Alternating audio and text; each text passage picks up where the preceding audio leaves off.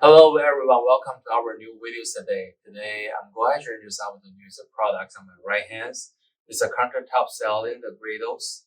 And let me give you the overall dimensions first. So this griddle is about like a 24 inches wide. And the overall depth is about like 28.5 inches.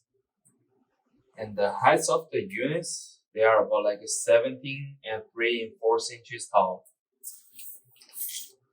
For this cooking area, this pan, they are about like a 24 inches wide and about like a 20.5 inches deep. For the thickness of this griddle pan, they are about like a 1 inches deep. So as we can see, the manufacturer they designed with the two knobs at the front and small windows at the front here beside of the switches.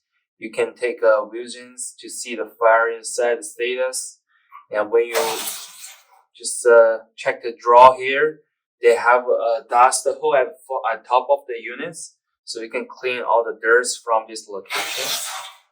And all the standing feet, they actually adjust for the heights.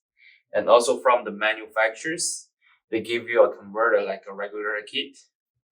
And also on the side of the units, they come in with the SA sanitation sticker side and our brand's names.